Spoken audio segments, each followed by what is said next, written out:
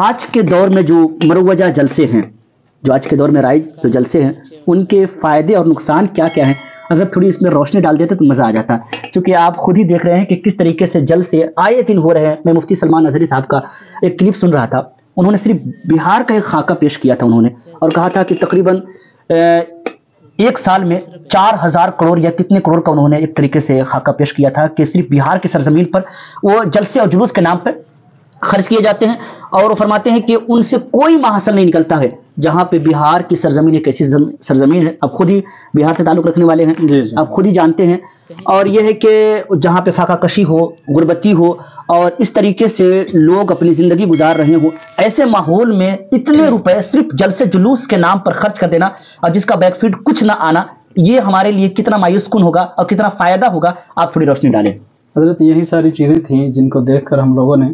یہ مزاج بنایا تھا کہ اب تنظیم کی ضرورت ہے، ورنہ جلسے تو ہمیشہ ہوتے رہتے ہیں۔ اور آپ نے نوٹس کیا ہوگا کہ کچھ دنوں سے ان اطراف میں بڑے جلسے ہونے بند ہو گئے۔ بے شک، اور انشاءاللہ ہم کوشش کریں گے کہ یہ جو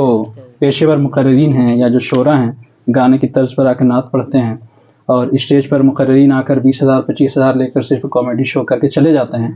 میں کوشش کروں گا کہ اپنے جیتے جی اپنے دائرۂ اثر میں کبھی ایسا پروگرام نہ ہونے دوں انشاءاللہ تعالی، اور انشاءاللہ نہیں ہوگا۔ اور اس طرح کے پروگرام سے مجھے نہیں لگتا کہ کوئی بھی فائدہ ہے ذرہ برابر۔ ہم نے دیکھا بہت ساری چیزیں پوری طرح سے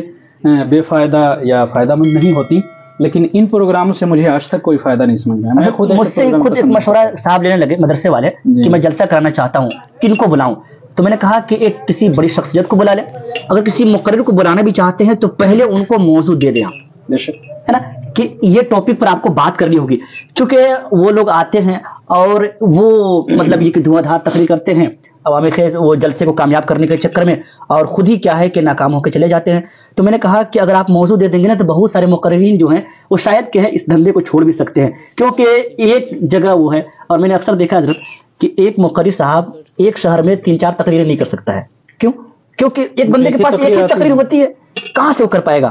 تو اگر میں بھی عوام اہل سنت سے گزارش کر رہا ہوں کہ جب بھی آپ اگر یہ ہے کہ پروگرام کرانے کی آپ کی خواہش ہو یا آپ مشورہ کریں تو ضرور ٹاپک کو آپ چوائس کر لیں، اور آپ کے معاشرے میں جس چیز کی کمی ہو ان ٹاپک پر اس مقرر صاحب کو بولنے کی مطلب یہ کہ آپ کہیں، تو انشاءاللہ تعالیٰ بہت سارے مقررین جو ہے وہ سوچیں گے کہ بتاؤں گا۔ اس میں کچھ معاملہ حضرت ہمارے ائمہ اور جو مخصوص علماء ہیں ان کا بھی ہے کہ ہم لوگ عوام کے سامنے بچھ جاتے ہیں، جب جلسے کا نام لیا جاتا ہے تو چونکہ پیسہ عوام کو دینا ہے تو ہم ٹوٹلی انہی پر چھوڑ بھی دیتے ہیں اور کچھ نوجوانوں کی ضد کے آگے جھک جاتے ہیں۔ میں کہتا ہوں جلسہ نہ ہو تو نہ ہو، لیکن ایسے لوگوں کو نہ بلایا جائے جو ممبر رسول پر چڑھنے کے لائق نہیں۔ بے شک نہیں ہوگا، جلسہ نہیں ہوگا، کیا فرق پڑتا ہے اس سے؟ اور وہ ایک امام تو اپنی ذمہ داری خوب نبھا رہا ہے نا، جمعے کے خطاب سے اگر لوگ سدھرنا چاہیں تو یقیناً سدھر، لیکن 5 لاکھ روپے خرچ کر کے بھی آپ کے جلسے سے 5 نمازی بھی نہیں نکلے تو میں نہیں سمجھتا ہوں کہ وہ جلسہ کامیاب ہے، کوئی مطلب ہی نہیں ہے اس کا۔ اور جتنے بھی لوگ آتے ہیں آج کے دور میں، الا ماشاءاللہ میں سارے لوگ کی بات نہیں کرتا ہوں، چونکہ میرے ویڈیوز سے بھی پتہ چلتا ہوگا لوگوں کو کہ میں کس ٹاپک پہ بناتا ہوں ویڈیوز، یہ جتنے بھی پیشاور مقررین ہیں یا پیشاور جو شعراء ہیں ان کو میں نے بیکاٹ کرنے کی کوشش کیا ہے اور ان کا اصلی چہرہ سامنے لانے کی کوشش کی اپنے پلیٹ فارم